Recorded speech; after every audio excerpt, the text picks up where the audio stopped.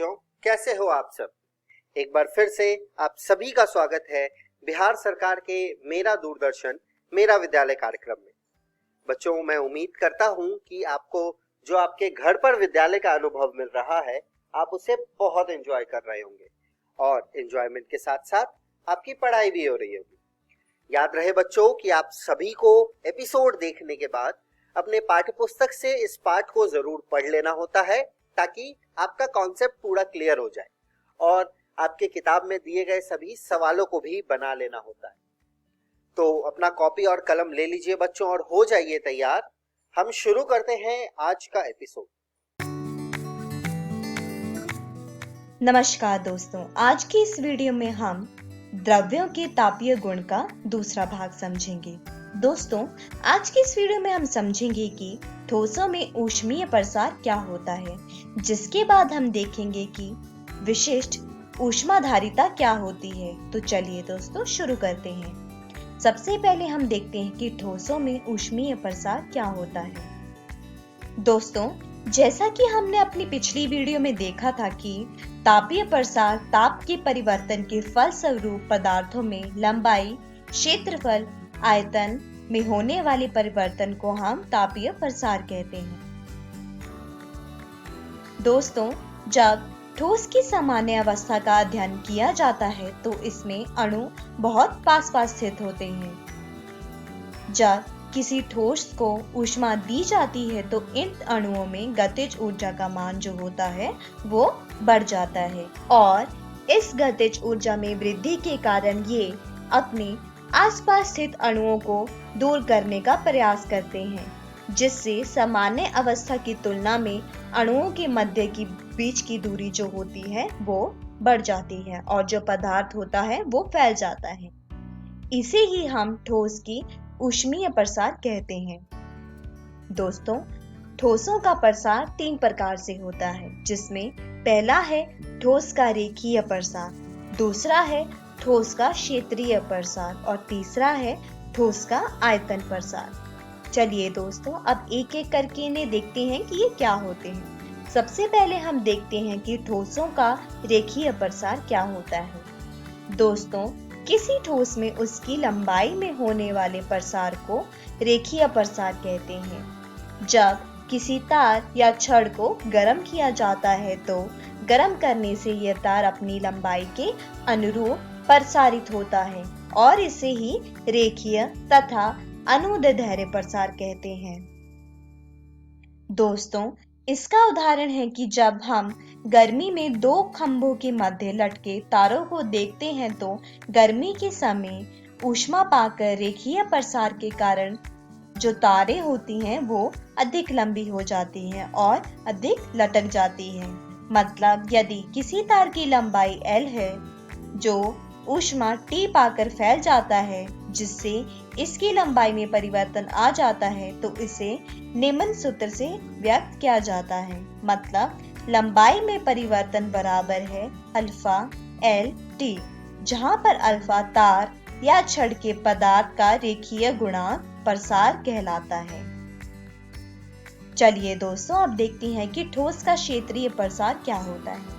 दोस्तों, जब किसी ठोस को गर्म करने पर उस ठोस की लंबाई तथा चौड़ाई दोनों में प्रसार होता है, अर्थात 2 विमाओं में प्रसार होता है, तो ऐसे प्रसार को हम ठोस का क्षेत्रीय प्रसार कहते हैं। उदाहरण के तौर पर जब किसी धातु की बनी चादर को गर्म किया जाता है तो इसके क्षेत्रफल में प्रसार हो जाता है।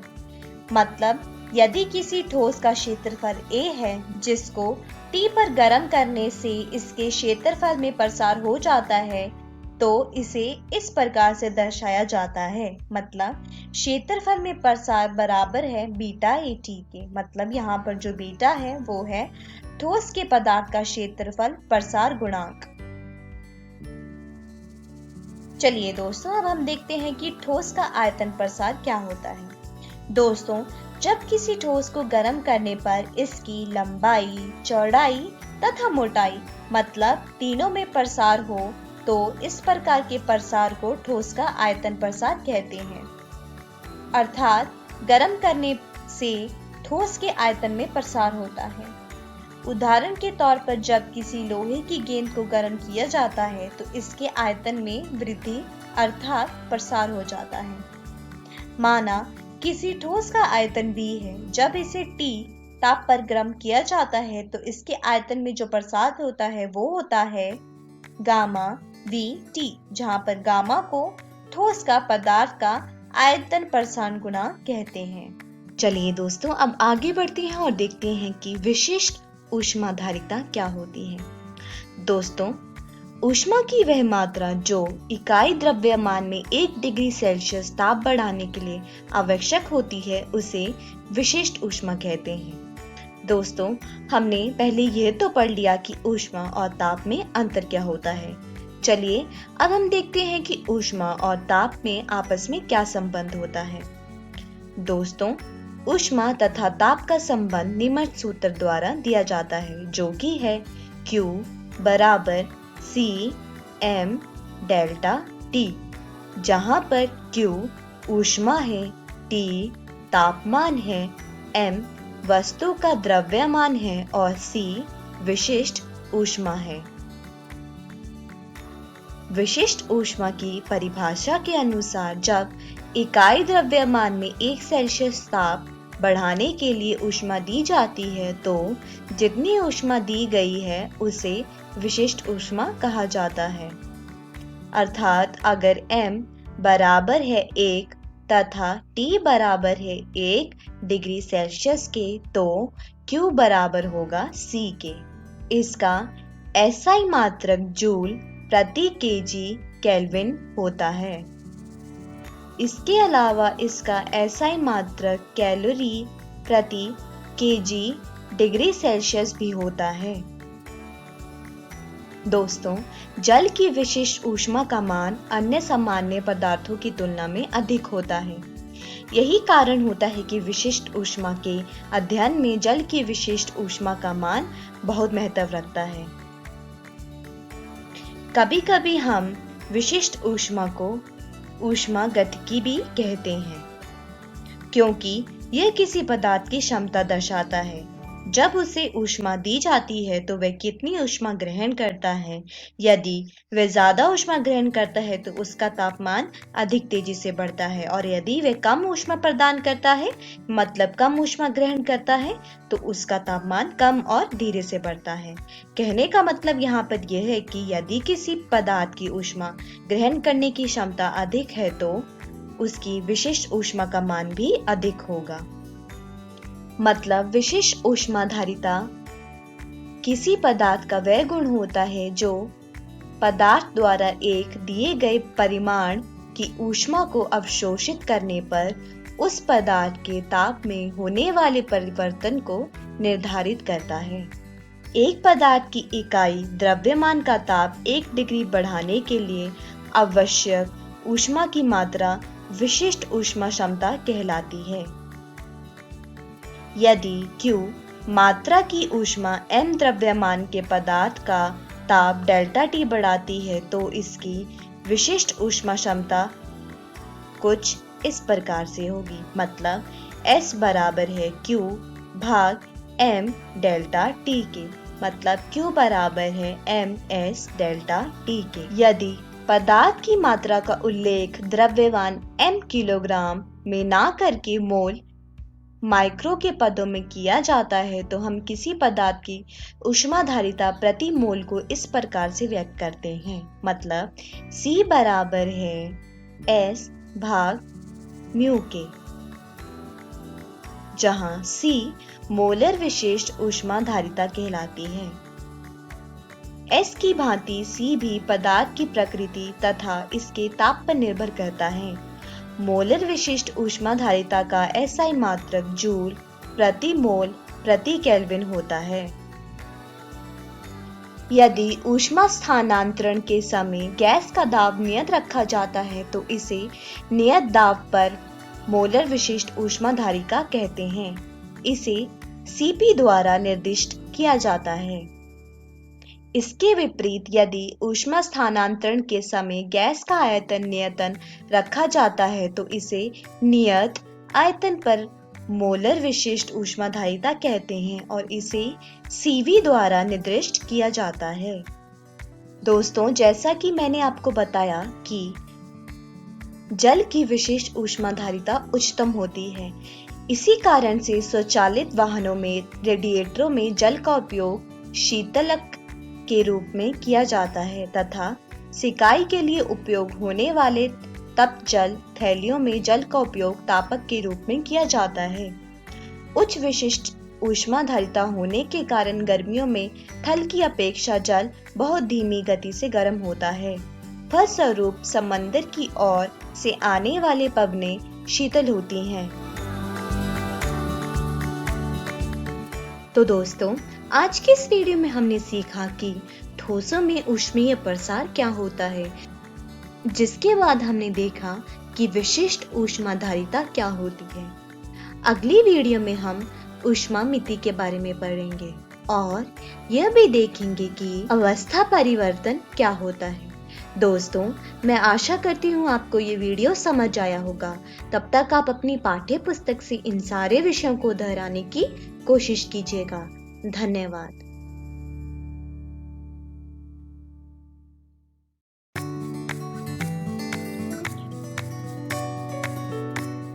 किसी ठोस में उसकी लंबाई में होने वाले प्रसार को क्या कहा जाता है? वायुमंडलीय दबाव, रेखीय प्रसार, बल, क्षेत्रीय प्रसार। ऊष्मा तथा ताप का संबंध किस सूत्र द्वारा दिया गया है? Q बराबर Cp डेल्टा T, Q बराबर Cm डेल्टा T, Q बराबर Cv डेल्टा T, ऊपर में से कोई भी नहीं। जब किसी ठोस को गर्म करने पर उसकी लंबाई तथा चौड़ाई दोनों में प्रसार हो तो उसे क्या कहते हैं? रेखिक प्रसार, बल, क्षेत्रीय प्रसार, ऊपर में से कोई भी नहीं। खाली स्थान की विशिष्ट ऊष्मा का मान किसी धातु से भी अधिक होता है। जल, लकड़ी, प्लास्टिक, ऊपर में से कोई भी नहीं। विशिष्ट ऊष्मा का एसआई मात्रक क्या होता है? न्यूटन प्रति केजी केल्विन, न्यूटन प्रति मीटर, जूल प्रति केल्विन, जूल प्रति केजी केल्विन।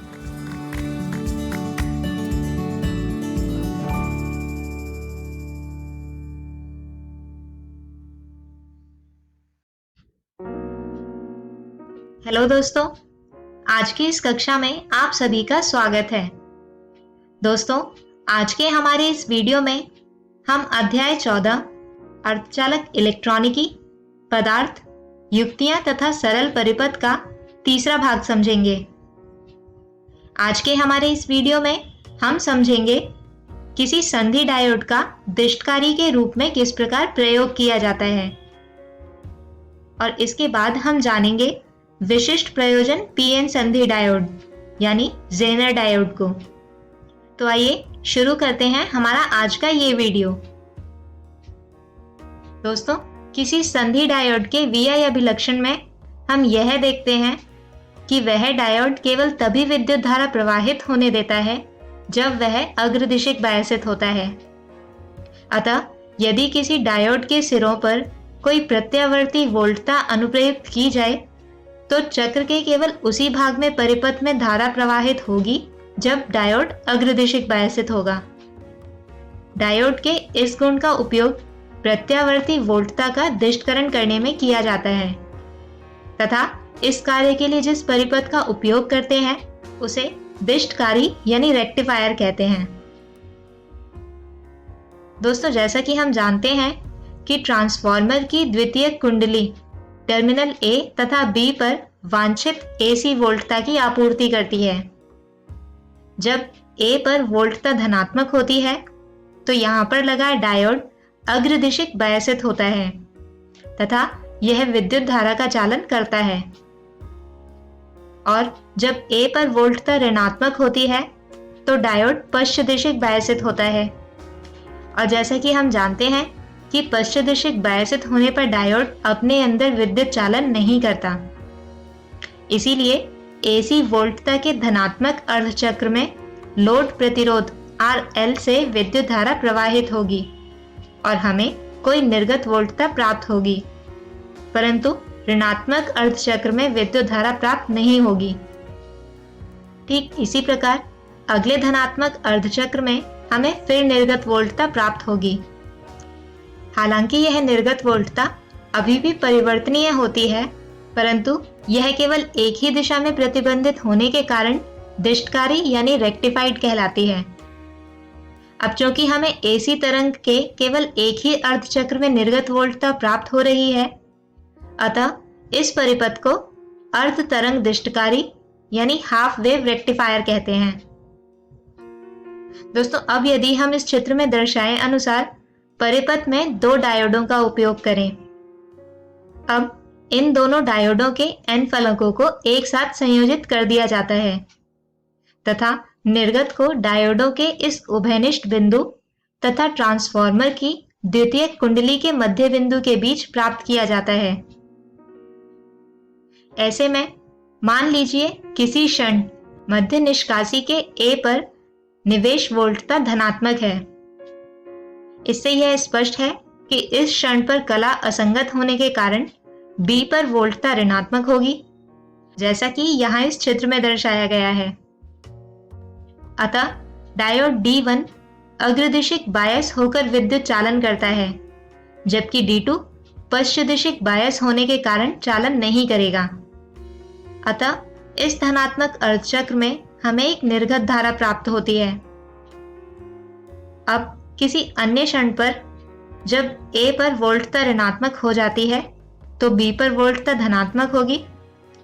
इसलिए डायोड D1 चालन नहीं करेगा, लेकिन डायोड D2 चालन करेगा। इस प्रकार निवेशी AC के ऋणात्मक अर्धचक्र में भी हमें निर्गत धारा मिलेगी। इस प्रकार हमें धनात्मक तथा ऋणात्मक दोनों ही अर्धचक्र में यानी कि पूर्ण तरंग के समय निर्गत वोल्टता मिलती है। और दोस्तों, इस दिष्टकरण के लिए प्रयोग किए गए इस परिपथ को पूर्ण तरंग दिष्टकारी यानी फुल वेव रेक्टिफायर कहते हैं। दोस्तों, यहाँ से प्राप्त निर्गत वोल्टता एक दिशिक होती है, परंतु इसका मान स्थायी नहीं होता। इस वोल्टता से DC निर्गत प्राप्त करने के लिए लोड प्रतिरोध RL के श्रेणी क्रम में कोई प्रेरक या पार्श्व क्रम में कोई संधारित्र संयोजित किया जाता है। क्योंकि ये संधारित्र अथवा प्रेरक AC उर्मिकाओं को बाहर फिल्टरन करके शुद्ध DC वोल्टता प्रदान करते हैं, अतः इन संधारित्र या प्रेरकों को फिल्टर कहते हैं। आइए दोस्तों, अब हम एक ऐसे डायोड के बारे में जानेंगे जो मूल रूप से एक संधि डायोड होता है, परंतु इसका विकास विभिन्न अनुप्रयोगों के लिए किया जाता है और इस विशिष्ट प्रयोजन के PN संधि डायोड को कहा जाता है जेनर डायोड। तो जैसा कि हमने कहा कि यह एक विशिष्ट प्रयोजन अर्धचालक डायोड है और इसका नाम उसके आविष्कारक C. जेनर के नाम पर रखा गया है। दोस्तों, इस डायोड को भंजन क्षेत्र में पश्चदिशिक बायस में प्रचालित करने के लिए डिजाइन किया गया है तथा इसका उपयोग वोल्टता नियंत्रक के रूप में किया जाता है। दोस्तों, जेनर डायोड का प्रतीक यहाँ इस चित्र में दर्शाया गया है। दोस्तों, जेनर डायोड संधि के P तथा N दोनों फलकों को अत्यधिक अपमिश्रित यानी हेवीली डोप्ड किया जाता है। इसके कारण बनने वाला हासी क्षेत्र अत्यधिक पतला यानी लगभग माइक्रोमीटर की कोटि का होता है। दोस्तों, किसी जेनर डायोड का IV अभिलक्षण इस चित्र में दर्शाया गया है। यहाँ आप देख सकते हैं कि जब अनुप्रयुक्त पश्चदिशिक बायस वोल्टता V जेनर डायोड की भंजन वोल्टता VZ के समान हो जाती है तो परिपथ में विद्युत धारा में बहुत अधिक परिवर्तन हो जाता है। जेनर डायोड से प्रवाहित होने वाली धारा में अत्यधिक परिवर्तन होने पर भी जेनर वोल्टता नियत रहती है। जेनर डायोड के इस गुण का उपयोग विद्युत आपूर्तियों की वोल्टताओं को नियंत्रित करने में किया जाता है। आइए अब हम देखते हैं कि किसी वोल्टता नियंत्रक के रूप में जेनर डायोड का उपयोग किस प्रकार किया जाता है। दोस्तों, जैसा कि हम जानते हैं कि किसी डिस्टकारी की निवेश वोल्टता बढ़ती तथा घटती रहती है, तो ऐसा होने पर उसकी डिस्टकृत वोल्टता भी घटती तथा बढ़ती रहेगी। किसी डिस्टकारी के निर्गत से प्राप्त अनियंत्रित डीसी वोल्टता से स्थायी यानी नियत डीसी वोल्टता प्राप्त करने के लिए हम जेनर डायोड का उपयोग करते हैं। किसी जेनर डायोड का उपयोग करके बनाए गए वोल्टता नियंत्रक का विद्युत परिपथ आरेख यहाँ इस चित्र में दर्शाया गया है। यहाँ पर किसी अनियंत्रित डीसी वोल्टता को श्रेणी क्रम में संयोजित प्रतिरोध RS से होते हुए जेनर डायोड से इस प्रकार संयोजित किया जाता है कि जेनर डायोड पश्चदिशिक बायस हो। दोस्तों, अब यदि निवेशी वोल्टता में वृद्धि होती है तो RS तथा जेनर डायोड से प्रवाहित विद्युत धारा में भी वृद्धि हो जाती है। और जैसा कि हम जानते हैं कि किसी जेनर डायोड के भंजन क्षेत्र में जेनर वोल्टता नियत रहती है, फिर चाहे वहां पर जेनर डायोड से प्रवाहित धारा में परिवर्तन ही क्यों ना हो। तो यानी यहाँ पर भी डायोड के सिरों पर वोल्टता में कोई भी परिवर्तन हुए बिना ही RS के सिरों पर वोल्टता में वृद्धि हो जाती है। इसी प्रकार यदि निवेशी वोल्टता घटती है तो RS तथा जेनर डायोड से प्रवाहित विद्युत धारा भी घट जाती है। जेनर डायोड के सिरों पर वोल्टता में कोई परिवर्तन हुए बिना और यहाँ पर फिर से RS के सिरों पर विभव घट जाता है। इस प्रकार निवेशी वोल्टता में होने वाली किसी कमी अथवा वृद्धि के कारण जेनर डायोड के सिरों पर वोल्टता में कोई परिवर्तन नहीं होता, जबकि RS के सिरों पर कमी अथवा वृद्धि हो जाती है। इस प्रकार हमें जेनर डायोड के पार्श्वक्रम में लगे किसी लोड प्रतिरोध से नियत वोल्टता प्राप्त होती है, यानी कि जेनर डायोड इस परिपथ में एक वोल्टता नियंत्रक की भांति कार्य करता है। दोस्तों, इसी विषय के साथ हम खत्म करते हैं हमारा आज का ये वीडियो। आज के हमारे इस वीडियो में हमने जाना कि संधि डायोड का दृष्टकारी के रूप में किस प्रकार उपयोग किया जाता है। इसके अतिरिक्त एक विशिष्ट प्रयोजन पीएन संधि डायोड यानी जेनर डायोड को। दोस्तों, अगले वीडियो में हम जानेंगे कुछ ऑप्टो इलेक्ट्रॉनिक युक्तियों को, जिनमें मुख्य है प्रकाश चालकीय डायोड यानी फोटो डायोड, इसके अतिरिक्त प्रकाश उत्सर्जक डायोड यानी लाइट एमिटिंग डायोड या LED तथा फोटोवोल्टीय युक्तियों को। तब तक के लिए गुड बाय।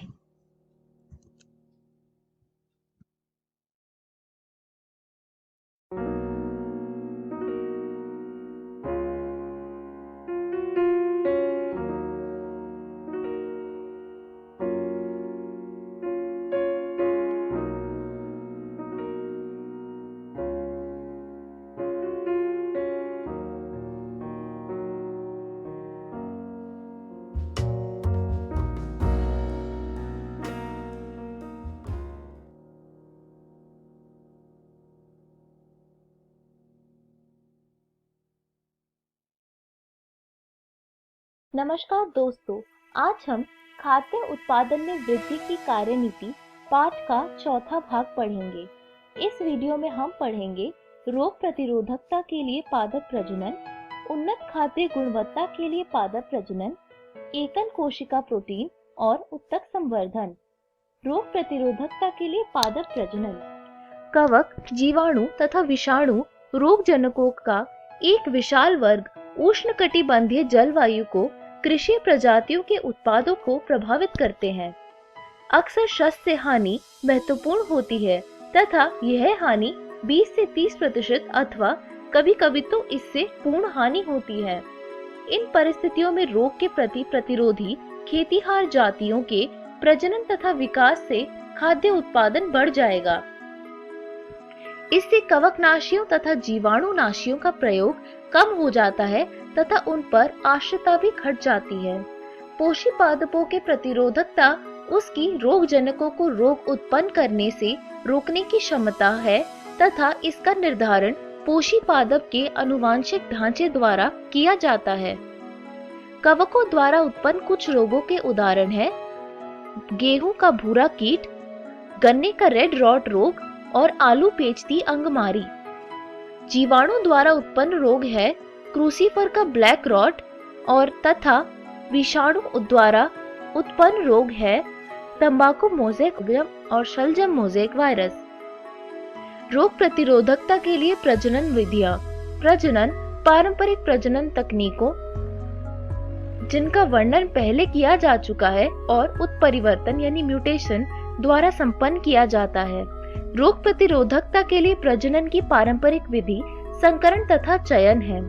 इसके पद अन्य शास्त्रीय लक्षणों जैसे उच्च उत्पादन के लिए प्रजनन की विधि की आवश्यक रूप में समरूप है। विभिन्न पद क्रमानुसार इस प्रकार है। प्रतिरोधकता स्रोतों के लिए जनन द्रव्य को छानना, चयनित जनकों का संकरण, संकरों का चयन, मूल्यांकन और नई किस्मों का परीक्षण तथा उन्हें उत्पन्न करना। संकरण तथा चयन द्वारा प्रजनित कुछ सस्य कवकों, जीवाणुओं तथा विषाणुओं के प्रति रोग प्रतिरोधक होते हैं। सारणी में हम देख सकते हैं फसल जैसे गेहूं की किस्म हिमगिरी पर्ण तथा धारी कीट और हिलबंड के प्रतिरोधक है। फसल जैसे सरसों जिसका किस्म पूसा स्वर्णिम करण राई है, ये श्वेत कीट के प्रतिरोधक है। फूल गोभी की किस्म पूसा शुभ्रा और पूसा स्नोबॉल केवन कृष्ण विगलन तथा कुंचित अंगमारी कृष्ण विगलन के प्रतिरोधक है। फसल जैसे लोबिया जिसका किस्म पूसा कोमल है, ये जीवाणुवीय अंगमारी के प्रतिरोधक है। मिर्च की किस्म पूसा सदाबहार चिली मोज़ेक वायरस, तंबाकू मोज़ेक वायरस तथा पर्णकुंचन के प्रतिरोधक है। रोग प्रतिरोधी जीन जो विभिन्न फसलों के किस्मों अथवा उनके जंगली प्रजातियों में उपस्थित रहती है, लेकिन इनकी सीमित संख्या की उपलब्धता के कारण पारंपरिक प्रजनन बहुधा निरुद्ध होती है। पादपों में विविध उपायों द्वारा उत्परिवर्तन प्रेरित किया जाता है तथा बाद में प्रतिरोधकता के लिए पादप पदार्थों का स्क्रीनिंग करने से वांछनीय जीन की पहचान प्राप्त हो जाती है। वांछनीय लक्षण वाले पादप को या तो सीधे ही गुणित किया जा सकता है अथवा इसका प्रयोग प्रजनन में किया जा सकता है। उत्परिवर्तन सोमाक्लोनल वेरिएंट या आनुवांशिक अभियांत्रिकी में चुनाव की अन्य प्रजनन विधियां हैं जिनका प्रयोग इस कार्य में किया जाता है। उत्परिवर्तन जीन के भीतर आधार अनुक्रम में परिवर्तन द्वारा जो आनुवांशिक विविधताएं उत्पन्न हो जाती है वही उत्परिवर्तन है। इसी के परिणाम स्वरूप लक्षण अथवा ट्रेट विकसित होते हैं। ये वह जनकों में नहीं पाए जाते। उत्परिवर्तन को कृत्रिम रूप से रसायनों के प्रयोग अथवा विकिरण द्वारा प्रेरित किया जा सकता है तथा ऐसे पादपों के चयन एवं प्रयोग द्वारा जिनमें प्रजनन के लिए वांछनीय लक्षण स्रोत के रूप में हो, उत्परिवर्तन प्रजनन कहलाता है। मूंग बीन में जो पित्त मोज़ेक वायरस तथा चूर्णील आसिता के प्रति प्रतिरोधक क्षमता है वह उत्परिवर्तन द्वारा प्रेरित थी। पादपों के विभिन्न कृषीय प्रजातियों के संबंधी अधिकांश जंगली पादप कुछ प्रतिरोधक लक्षण प्रदर्शित करते हैं, परंतु उनका उत्पादन बहुत ही कम होता है। अतः उच्च उत्पादन प्रदान करने वाली कृषि किस्मों में प्रतिरोधक जीनों को मिलाने की आवश्यकता होती है। भिंडी एबेलोमॉस्कस एस्कुलेंटस में पित्त मोज़ेक वायरस के प्रति प्रतिरोधकता इनकी जंगली प्रजाति से स्थानांतरित किया गया था, जिसके परिणाम स्वरूप ए एस्कुलेंटस की एक नई किस्म प्रभानी क्रांति उत्पन्न हुई। उपर्युक्त सभी उदाहरण में प्रतिरोधक जीन के स्रोत शामिल हैं। यह जीव उसी फसल की प्रजाति अथवा संबंधी जंगली प्रजाति से के होते हैं जिन्हें रोग प्रतिरोधकता के लिए प्रजनित करना पड़ता है। प्रतिरोधक जीन का स्थानांतरण लक्ष्य तथा स्रोत पादप के मध्य लैंगिक संकरण के पश्चात चयन द्वारा संपन्न किया जाता है। पीड़कों के प्रति प्रतिरोधकता के विकास के लिए पादप प्रजनन, शस्य पादप तथा शस्य उत्पादों के बड़े पैमाने पर विनाश का अन्य प्रमुख कारण कीट तथा पीड़कों का ग्रसन है। पोषी पादप फसलों में कीट प्रतिरोधकता आकारीय, जैव रसायन अथवा शरीर क्रियात्मक अभिलक्षणों के कारण होता है। अधिकांश पादपों में रोमिल पत्तियां पीड़कों के प्रति प्रतिरोधकता से संबंध रखती है, जैसे कपास में जैसिड तथा गेहूं में धान्य पर्ण भंग। गेहूं के विशेष प्रकार के तने की वजह से स्टेम सॉफ्लाई उनके पास नहीं आती तथा चिकनी पत्तियों वाली तथा नेक्टर विहीन कपास की किस्में बॉलवर्म को अपनी ओर आकर्षित नहीं करते। मक्का में उच्च एस्पार्टिक एसिड, लघु नाइट्रोजन तथा शर्करा अंश मक्का को तना भेदक के प्रति प्रतिरोधकता उत्पन्न कराता है। पीड़क प्रतिरोधकता के लिए प्रजनन विधियों की वही क्रम लागू होती है जो अन्य शस्य संबंधों विशेषकों में पाए जाते हैं, जैसे उत्पादन गुणवत्ता आदि, जिनका वर्णन ऊपर किया जा चुका है। कृषि तथा इसकी जंगली प्रजातियों के प्रतिरोधक जीन का स्रोत कृषक किस्में तथा जनन द्रव्य संग्रहण है। नाशी कीटों के प्रति प्रतिरोधकता विकसित करने के लिए संकरण तथा चयन द्वारा प्रजनित फसलों की कुछ विमुख किस्में इस सारणी में प्रदर्शित की गई है।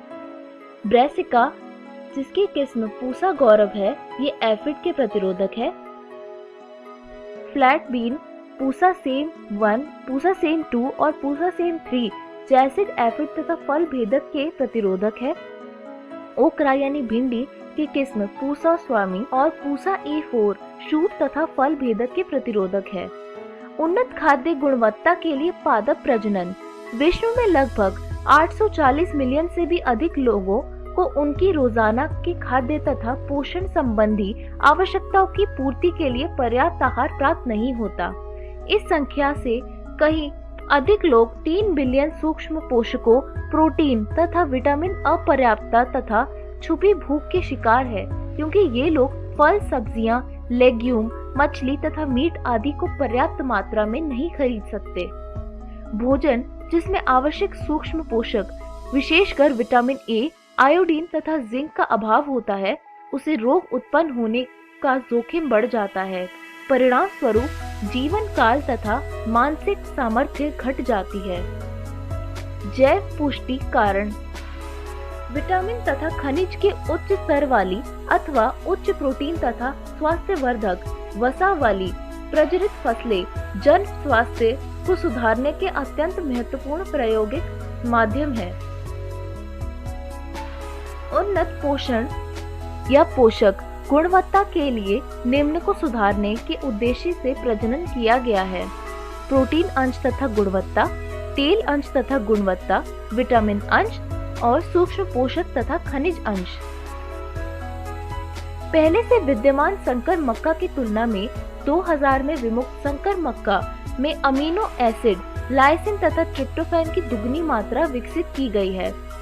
गेहूं की किस्म जिसमें उच्च प्रोटीन अंश हो, एटलस 66 कृषि गेहूं की ऐसी उन्नतशील किस्म तैयार करने के लिए दाता की तरह प्रयोग किया गया है।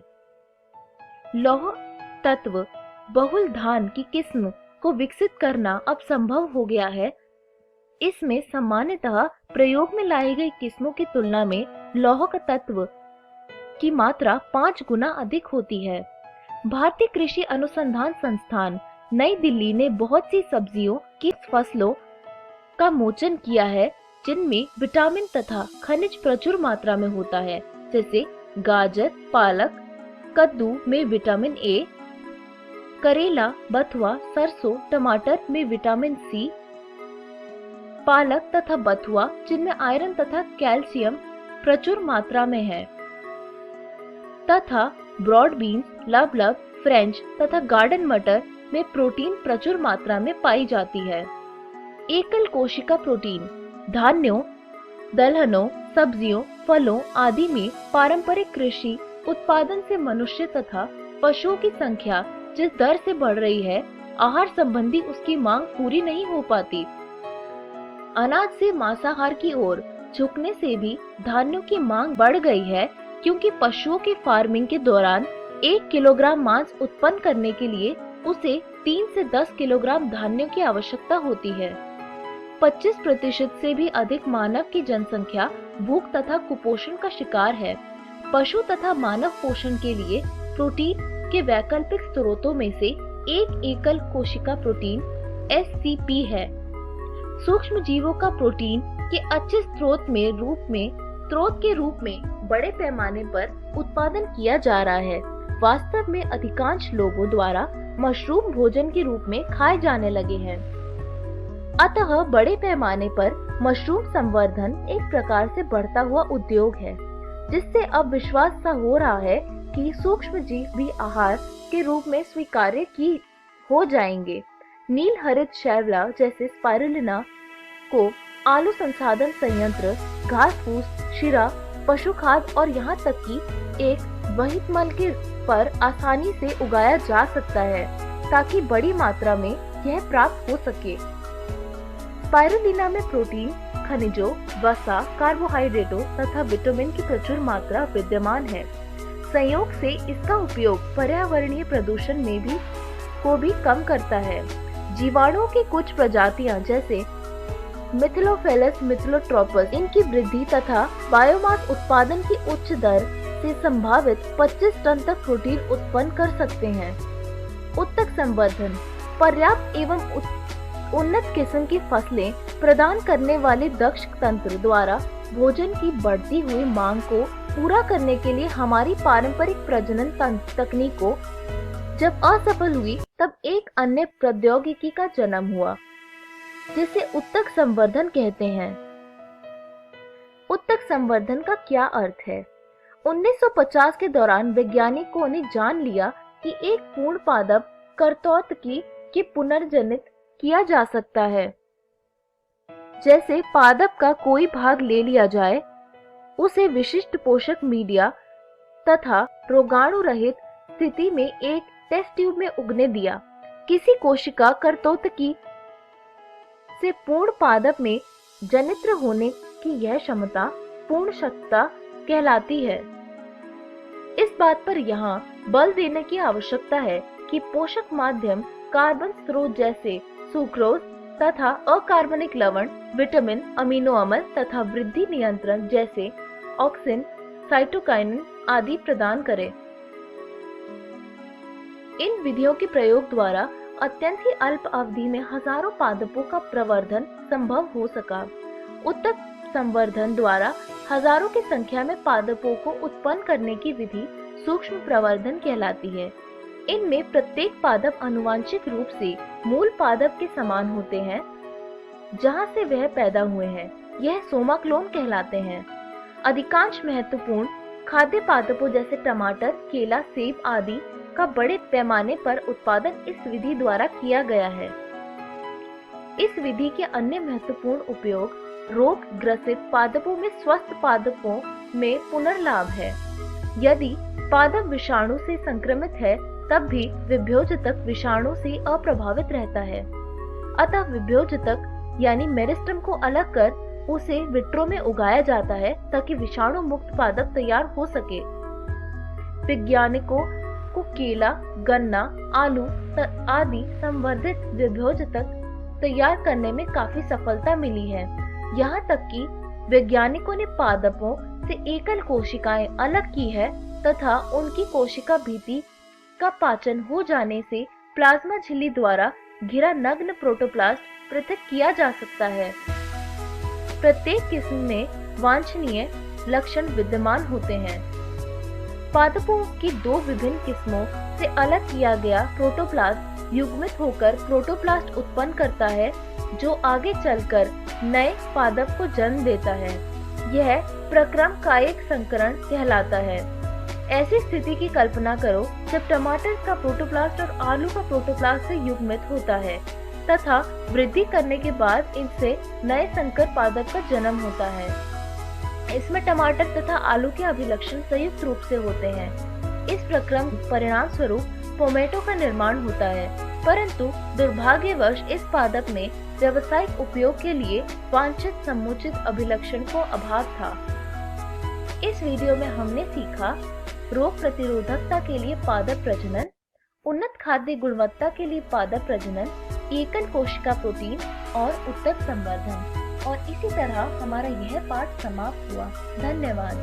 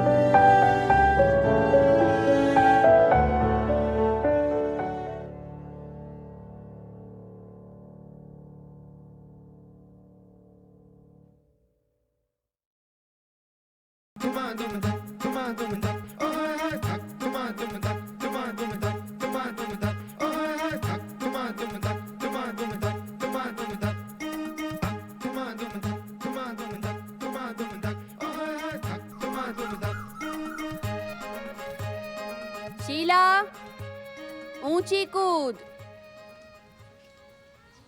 मयूरी, लंबी कूद।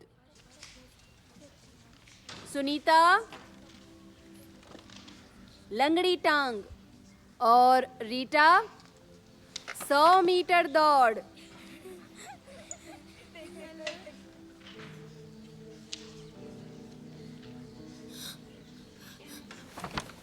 चलो बच्चों। अरे रीता, चल। क्या हुआ? घर नहीं जाना? ये देख। मैं मर तो नहीं जाऊंगी ना? ओह, अरे बुद्धू, ऐसे कैसे मर जाओगी? मैं हूं ना। बस इतनी सी बात और इतना बड़ा मुंह फुला लिया। ये तो मेरे साथ भी होता है और इसके साथ भी। चल, रास्ते में सब समझाऊंगी। अरे रुको रुको रुको रुको, एक पहेली सुलझाओगी? तो कैसी सहेली है यार, इस हालत में भी पहेली? हाँ यार रुखसार, कैसी सहेली है तू? तू तो चुप ही कर। हाँ रीटा, जो तेरे साथ अभी हुआ कुछ समझ आया? नहीं तो हुई ना ये भी एक पहेली। देख, तू मेरी पहेली सुलझा तो तुझे ये पहेली भी समझ आ जाएगी। देखो, कैसा ये रिश्तेदार जो हर महीने आता, इसके स्वागत में हुलिया बदल जाता, जो इसे सुलझाएगी पहेली की सहेली कहलाएगी कहलाएगी। मेरे मामा हो सकते हैं। अरे नहीं नहीं, मेरे मौसा। नहीं, फिर कौन? चलो, तुम्हें ना तुम्हारी आंगनवाड़ी भाभी ही समझाएगी। हाँ चलो जल्दी। भाभी, इतना भी भाव मत खाओ ना, बताओ ना। अरे खीर थोड़ी है जो फटक से परोस दूं। अच्छा चलो, मैं अभी एक कहानी सुनाती हूँ, पहेली समझ जाओगी। तुम जैसी ही एक लड़की थी जिसका नाम था मालती।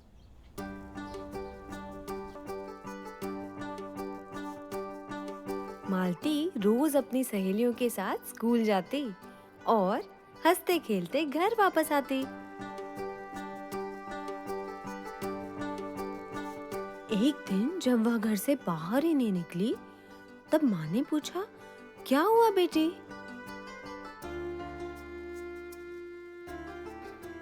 सिसकी लेते हुए मालती ने अपनी कुर्ती पर लगा लाल धब्बा दिखाया। माँ ने समझाया, अरे इसे कहते हैं महीना। ये वो रिश्तेदार है जो हर महीने आता और इसके पहले ही स्वागत में हुलिया बदल जाता।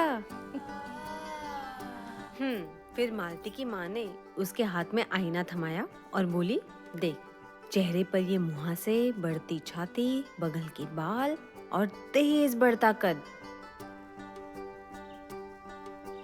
ऐसे बदल जाता है हुलिया?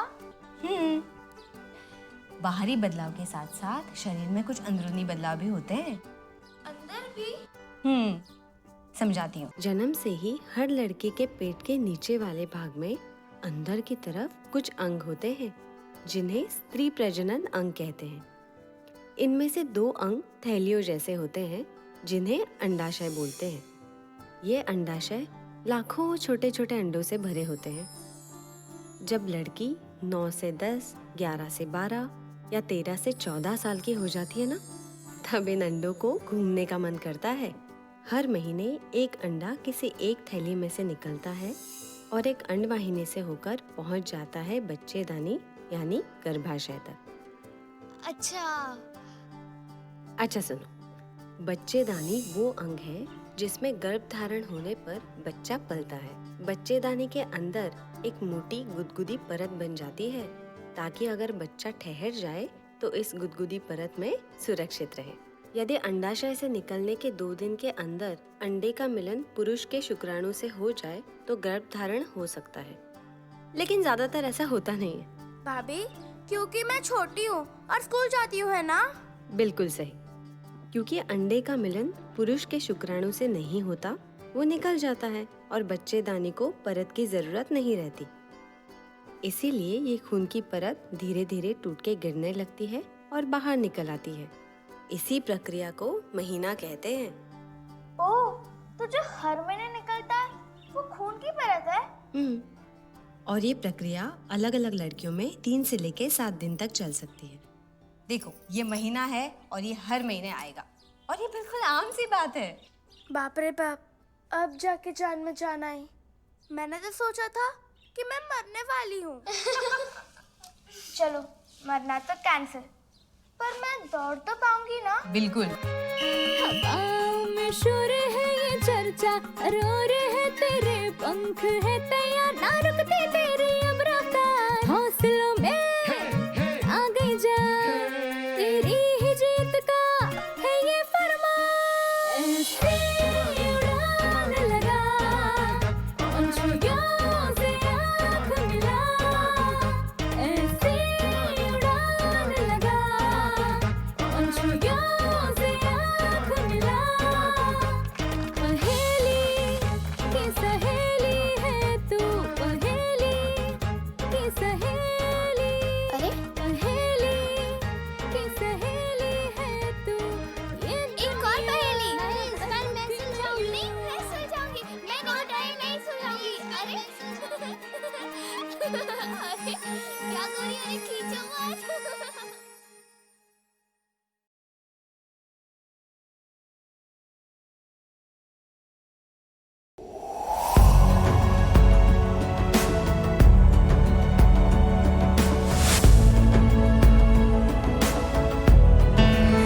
हेलो इंडिया, नमस्कार।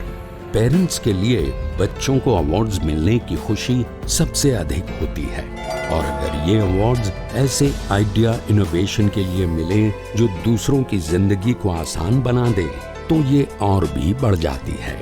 देश भर के हजारों बच्चे विज्ञान पर आधारित अपने आइडिया इनोवेशन के लिए पहचान और सम्मान पा रहे हैं और नए भारत के निर्माण का हिस्सा बन रहे हैं।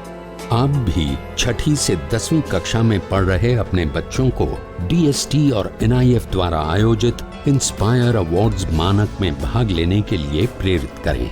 अधिक जानकारी के लिए गूगल करें इंस्पायर अवार्ड्स मानक।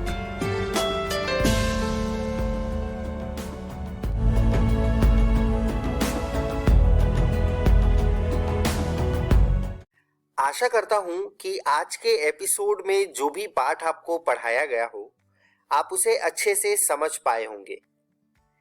यदि कोई सवाल आपके मन में आया हो तो उसे उन्नयन ऐप पर आप पोस्ट करके अपने जवाब को जान सकते हैं या फिर आप हमें ईमेल भी कर सकते हैं स्क्रीन पर दिए गए ईमेल आईडी पे। यह वीडियो BPC की वेबसाइट पर भी उपलब्ध है। वेबसाइट नोट कर लीजिए बच्चों, www.bepcssa.in। जब आप इस वेबसाइट पर जाएंगे तो डिजिटल लर्निंग वाले सेक्शन में जाकर आप इस वीडियो को देख सकते हैं। मिलते हैं बच्चों अगले एपिसोड में कुछ और रोचक पाठ के साथ। तब तक के लिए घर में रहिए, सुरक्षित रहिए और पढ़ते रहिए। बाय बाय बच्चों।